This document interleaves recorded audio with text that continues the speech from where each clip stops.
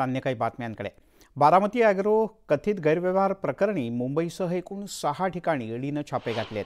आमदार रोहित पवार यांच्या बारामती ॲग्रो कंपनीवर केंद्रीय तपास यंत्रणांनी छापेमारी केली। सकाळपासून बारामती ॲग्रोच्या 6 कार्यालयांवर ईडीकडून छापे घालण्यात आले। गेल्या वर्षी रोहित पवार यांना याबद्दल नोटीस देण्यात आली होती। आता त्यांच्या कंपनीवर छापे घालण्यात आलेत। मिळालेल्या माहितीनुसार ईडीनं छापेमारी केल्यानंतर कंपनीत इतर कोणालाही प्रवेश देण्यात येत नाहीये।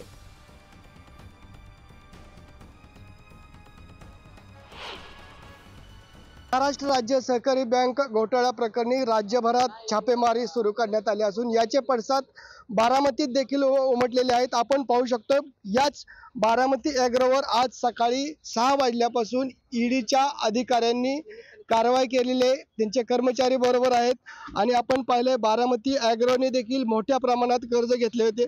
2019 मध्ये मुंबई पोलिसांनी बँक घोटाळा प्रकरणी क्लोजर रिपोर्ट दाखल केला होता।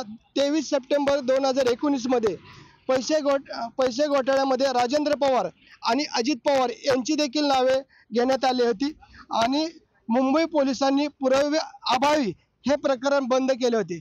परंतु आज आपण पाहिले की या बारामती ॲग्रोवर आज पुन्हा ईडीच्या अधिकाऱ्यांनी चौकशी सुरू केलेली आहे।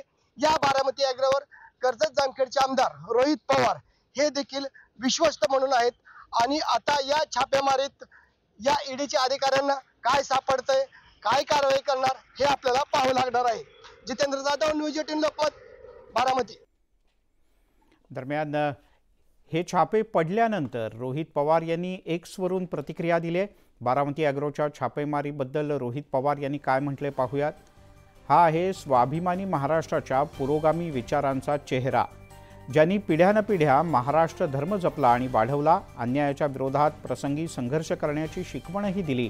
या महान विभूतींनी दिल्यानं महाराष्ट्र भूमीला संघर्षाचा प्रदीर्घ इतिहास आहे। म्हणून मराठी माणूस या नात्यानं महाराष्ट्र धर्म जपण्यासाठी आणि टिकवण्यासाठी प्रत्येकाला संघर्षाची तयारी ठेवावी लागेल।